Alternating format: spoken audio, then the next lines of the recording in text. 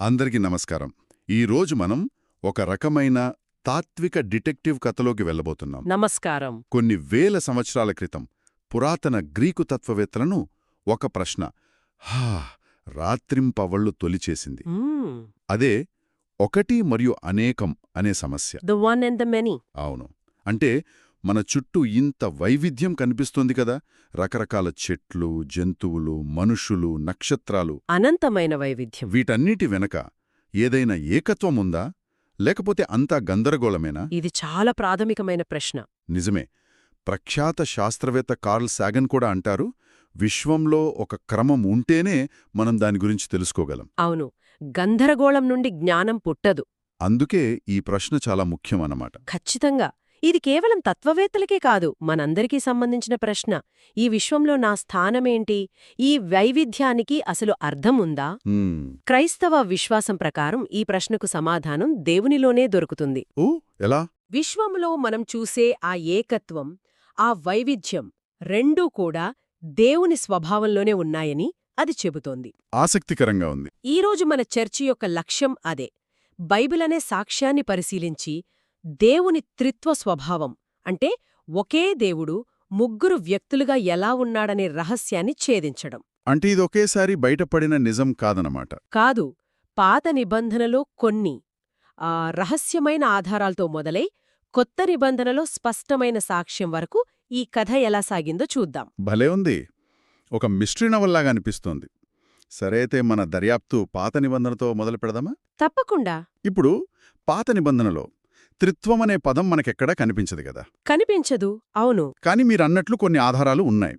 అందులో మొదటిది దేవుని పేరు ఎలోహిం. ఎలోహిం అది బహువచనం. దేవుడొక్కడే అంటారు, మరి ఆయన పేరుకు బహువచనం ఎందుకు వాడారు? ఇదెప్పుడూ నన్ను కొంచెం గందరగోళానికి గురిచేస్తుంది. అవును, ఇది మన మిస్టరీలోని మొదటి క్లూ అని చెప్పచ్చు. ఎలోహిం అనేది హీబ్రూ భాషలో బహువచన రూపం. కొందరు విమర్శకులు ఏమంటారంటే, ఇది ఒకప్పుడు ఇశ్రాయేలీలు కూడా బహుదేవతారాధన చేసేవారని, ఆ పాతకాలపు అలవాటుకు ఇదొక అవశేషం అని వాదిస్తారు. అయితే ఇందులో ఇంకేదో ఉంది. ఆసక్తికరమైన విషయమేంటంటే, ఎలోహిం అనే బహువచన నామంతో పాటు వాక్యంలోని క్రియ మాత్రం ఎప్పుడు ఏకవచనంలోనే ఉంటుంది. ఓ, అదాగా. ఉదాహరణకు ఆదియందు దేవుడు ఎలోహిం సృష్టించెను. ఇక్కడ సృష్టించెను అనేది ఏకవచనం. ఇది చాలా విచిత్రంగా అనిపిస్తుంది. ఒక్క నిమిషం. అంటే పేరు బహువచనం, కాని చేసే పని ఏకవచనం. అంటే దేవుడు ఒక్కడే అని చెబుతూనే ఆయన పేరులో ఒక రకమైన బహుళత్వం ఉందని సూచిస్తున్నట్లుందనమాట.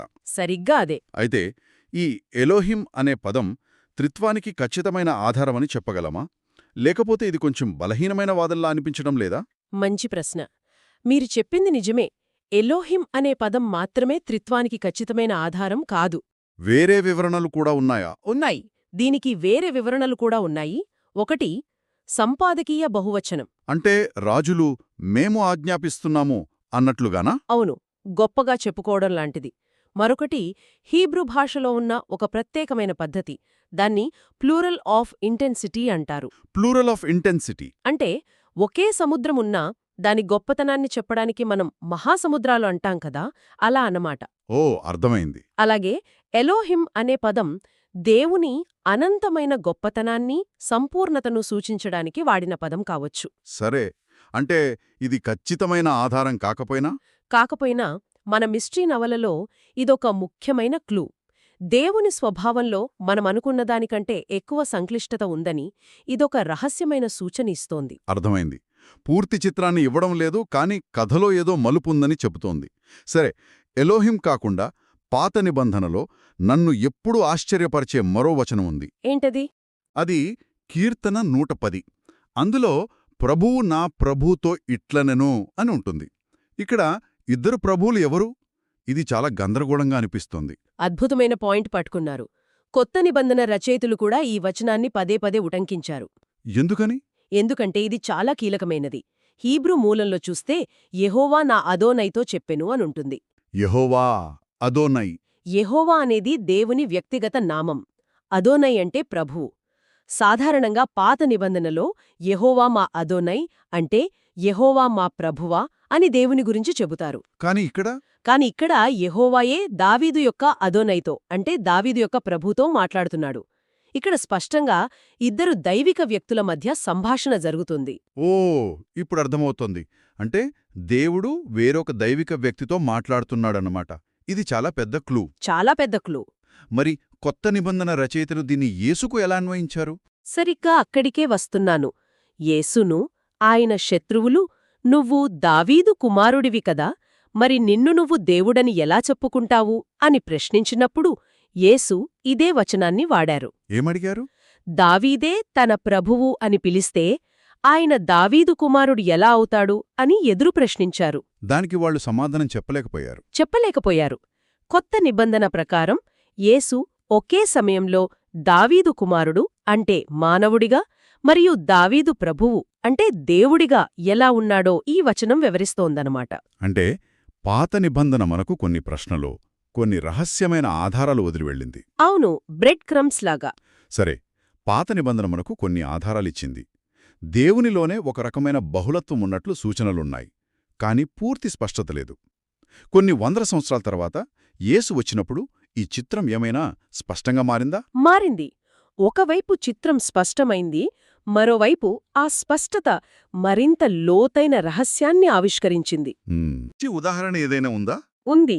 అపోస్తలుడైన పౌలు ఏథెన్స్ నగరంలో చేసిన ప్రసంగం ఒక అద్భుతమైన ఉదాహరణ. ఏథెన్స్లోనా? అవును. పౌలు ఆ నగరంలో తిరుగుతున్నప్పుడు అంతా విగ్రహాలతో నిండి ఉండటం చూశాడు. అక్కడ అతనికి తెలియబడని దేవునికి అని రాసి ఉన్న ఒక బలిపీఠం కనిపించింది. తెలియబడని దేవునికా? అవును. ఏ దేవుణ్ణి పూజించడం మరిచిపోతామేమో అనే భయంతో వాళ్లు అలా కట్టారు. పౌలు దీన్ని ఒక అవకాశంగా తీసుకున్నాడు. అది చాలా తెలివైన ఎత్తుగడ. కాని కొందరు పౌలు వారి సంస్కృతిని తన సొంత సందేశం కోసం వాడుకుంటున్నాడని అనొచ్చు కదా? అది సహజంగా వచ్చే ప్రశ్నే. కాని పౌలు చేసింది కేవలం వారి సంస్కృతిని వాడుకోవడం కాదు.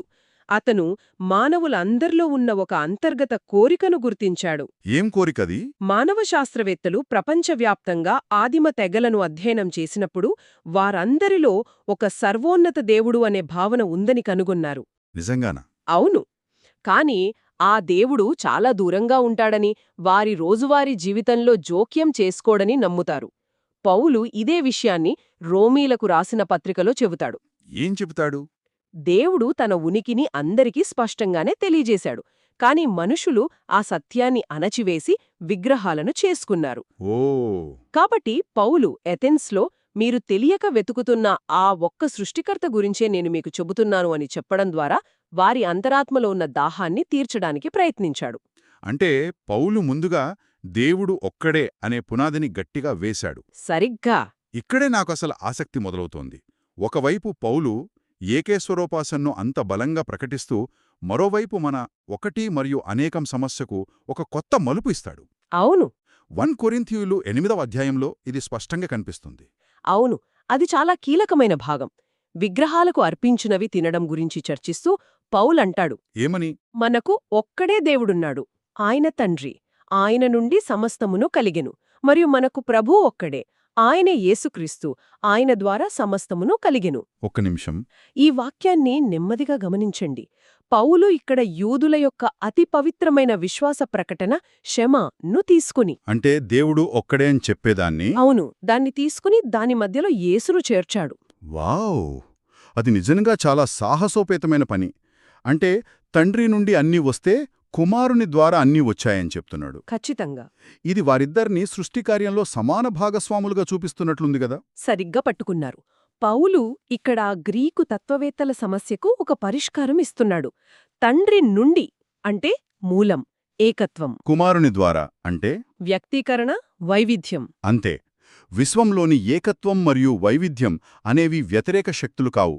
అవి రెండూ దేవుని స్వభావంలోని సహజీవనం చేస్తున్నాయని చెబుతున్నాడు. అంటే ఆ పరిష్కారం ఒక సిద్ధాంతం కాదు, అది దేవునిలోనే ఉంది. ఇది చాలా లోతైన ఆలోచన. పౌలు ఇలా సూచనాప్రాయంగా చెప్పాడు. మరి యేసు స్వయంగా తన గురించి తాను ఇంత ఉన్నతంగా ఎప్పుడైనా చెప్పుకున్నాడా? చెప్పుకున్నారు, చాలా స్పష్టంగా. ఎక్కడ? యోహాను సువార్త అంతా యేసు చేసిన నేనే ప్రకటనలతో నిండి ఉంది. జీవాహారమును నేనే, లోకమునకు వెలుగును నేనే, మార్గమును సత్యమును జీవమును నేనే. ఉమ్, ఈ ప్రకటనలలో నేనే అనే పదానికి ఉపయోగించిన గ్రేకు పదం ఏగో ఏమి. పాత నిబంధనలో దేవుడు మోషేతో నేను ఉన్నవాడను అనువాడను అని తన పేరును వెల్లడించినప్పుడు ఆ హీబ్రూ పదాన్ని గ్రీకులోకి అనువదించడానికి ఇదే ఏగో ఏమి ని వాడారు. అంటే యేసు ఆ పదాన్ని వాడిన ప్రతిసారీ ఆయన తనను తాను దేవునితో సమానం చేసుకుంటున్నారు. దీనికి పరాకాష్ట యోహాను 8:58లో కనిపిస్తుంది కదా. యూదులతో వాదిస్తూ అబ్రహాము పుట్టక మునిపే నేనున్నాను అని అన్నప్పుడు అవును, అక్కడ ఆయన నేను ఉంటిని అనలేదు, నేను ఉన్నాను అన్నారు. ఐ వాజ్ కాదు, ఐ యామ్ అని. సరిగ్గా అది ఆయన నిత్యత్వాన్ని దైవత్వాన్ని సూచిస్తుంది. ఒక్క నిమిషం ఇక్కడ స్పష్టం చేసుకుందాం. అంటే యేసు కేవలం నేను అబ్రహాము కంటే ముందే ఉన్నాను అని కాలక్రమాన్ని చెప్పడం లేదు. లేదు, ఆయన నేను ఉన్నాను అని దేవుని పేరునే వాడుతున్నాడు. ఆ కాలంలోని యూదులకు ఇది దైవదూషణతో సమానం కదా. సమానం.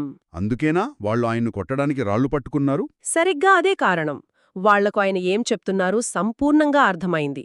ఆయన తనను తాను దేవునితో సమానం చేసుకుంటున్నారని గ్రహించారు. అందుకే అంత తీవ్రంగా స్పందించారు. కేవలం ఆయన శత్రువులే కాదు, ఆయన శిష్యులు కూడా చివరకు దీన్ని గ్రహించారు కదా. అవును, ఖచ్చితంగా. తోమా ఉదంతం గుర్తుకొస్తోంది. పునరుద్ధానం చెందిన యేసును చూసేవరకు నమ్మనని మొండికేస్తాడు. అవును, కాని యేసు కనిపించి తన గాయాలను చూపించినప్పుడు అతని స్పందన అద్భుతంగా ఉంటుంది. అది యోహాను సువార్తకే ఒక క్లైమాక్స్ లాంటిది. తోమా వెంటనే మోకాళ్లపై పడి నా ప్రభువా నా దేవా అని ఆరాధించాడు. ఇక్కడ గమనించాల్సిన విషయం ఒకటుంది. ఏంటది? బైబుల్లో ఇతర చోట్ల పౌలు, బర్నబా లాంటి వాళ్లుగాని దేవదూతలు గాని తమను ఆరాధించడానికి ప్రయత్నిస్తే ఆపారు. అవును, వద్దు, మేము కూడా మీలాంటి వాళ్లమే, దేవుణ్ణి మాత్రమే ఆరాధించండి అని ఆపారు. కాని యేసు తోమా ఆరాధనను స్వీకరించారు. ఎందుకంటే ఆ ఆరాధనకు ఆయన అర్హుడు. తోమా మొండి సందేహం నుండి సంపూర్ణ ఆరాధన వరకు చేసిన ప్రయాణం యేసు దైవత్వానికి శిష్యుల నుండి వచ్చిన బలమైన సాక్ష్యం. ఇప్పుడు ముక్కలన్నీ ఒకచోటికి చేరుకుంటున్నట్లున్నాయి. పాత నిబంధనలోని సూచనలు, యేసు ప్రకటనలు, శిష్యుల ఆరాధన ఇవన్నీ ఒకే దిశగా చూపిస్తున్నాయి. ఈ మిస్టీరీని ఛేదించే చివరి తిరుగులేని ఆధారమేది? దానికి మనం మళ్లీ యోహాన్ సువార్తకే వెళ్ళాలి. దాని ప్రారంభ వాక్యాలే మన దర్యాప్తుకు ముగింపు పలుకుతాయి. ఆదియందు వాక్యము ఉండెను. అవును, ఆదియందు వాక్యము లోగోస్ ఉండెను, వాక్యము దేవుని యొద్ద ఉండెను, వాక్యము దేవుడై ఉండెను. ఈ ఒక్క వాక్యంలోనే త్రిత్వం యొక్క మొత్తం రహస్యం ఇమిడి ఉంది. దాన్ని కొంచెం వివరిస్తారా? అంటే దేవునితో ఒక సన్నిహిత సంబంధంలో ఉంది. అంటే ఇద్దరు వేరువేరు వ్యక్తులు. సరే. కాని వెంటనే వాక్యము దేవుడై ఉండెను. అంటే వాక్యము కూడా దేవుడే. ఓ, ఒకే సమయంలో వ్యత్యాసం, ఏకత్వం రెండూ ఉన్నాయి. సరిగ్గా మన ఒకటి మరియు అనేకం సమస్యకు ఇంతకంటే స్పష్టమైన సమాధానం ఉండదు. అద్భుతం. ఈ భావన తర్వాత క్రైస్తవ ఆచారంలో భాగమైందా? ఖచ్చితంగా. యేసు పరలోకానికి వెళ్లే ముందు తన శిష్యులకు ఇచ్చిన ఆజ్ఞలోనే ఇది కనిపిస్తోంది. బాప్తిస్మం గురించి చెప్పినప్పుడు అవును, తండ్రి యొక్క, కుమారుని యొక్క, పరిశుద్ధాత్మ యొక్క నామమున బాప్తిస్మమియుడి అని చెప్పారు. ఇక్కడ నామములు అని బహువచనం కాకుండా నామము అని ఏకవచనం వాడబడింది. ముగ్గురు వ్యక్తులు ఒకే నామం. సరిగ్గా. అలాగే పౌలు తన ఆశీర్వచనంలో ప్రభువైన యేసుక్రీస్తు కృపయు, దేవుని ప్రేమయు, పరిశుద్ధాత్మ సహవాసమును అని ముగ్గురినీ సమాన స్థాయిలో పేర్కొన్నాడు. అంటే ఇది పండితులు కనిపెట్టిన సిద్ధాంతం కాదు. కాదు, ఆదిమ క్రైస్తవుల ఆరాధనలో, వారి జీవితంలో ఇది భాగమైపోయింది. అద్భుతంగా వివరించారు. మనం పురాతన గ్రీకుల తాత్విక సమస్యతో మన ప్రయాణం మొదలుపెట్టాం. ఒక డిటెక్టివ్లా పాత నిబంధనలోని రహస్యమైన ఆధారాలను, కొత్త నిబంధనలోని స్పష్టమైన సాక్ష్యాలను పరిశీలించాం. అవును, చివరకు బైబిల్ ఇచ్చే సమాధానమేమిటంటే ఒకే దేవుడున్నాడు, కాని ఆయన తండ్రి, కుమారుడు, పరిశుద్ధాత్మ అనే ముగ్గురు వ్యక్తులుగా నిత్యం ఉనికిలో ఉన్నాడు. ఏకత్వం, వైవిధ్యం రెండూ ఆయన స్వభావంలోనే ఉన్నాయి. అదే త్రిత్వ సిద్ధాంతం. అవును. ఈ చర్చను ముగించే ముందు వినేవారికి ఆలోచించడానికి ఒక ప్రశ్నను వదిలివెడతాను. తప్పకుండా. ఒకే దేవునిలో తండ్రి, కుమారుడు, పరిశుద్ధాత్మ అనే ముగ్గురు వ్యక్తులు ఒకరితో ఒకరు నిత్య ప్రేమ సంబంధంలో ఉండటమనే ఈ భావన విశ్వంలో మనం చూసే ఏకత్వం, వైవిధ్యం మరియు సంబంధాల గురించిన మన అవగాహనను ఎలా ప్రభావితం చేస్తోంది? మంచి ప్రశ్న. దేవునిలోనే ఉన్న ఈ దైవ సంబంధం మానవ సంబంధాలకు గాని లేదా సృష్టిలోని క్రమానికి గాని ఏదైనా ఒక ఆదర్శాన్ని అందిస్తుందని మనం భావించవచ్చా?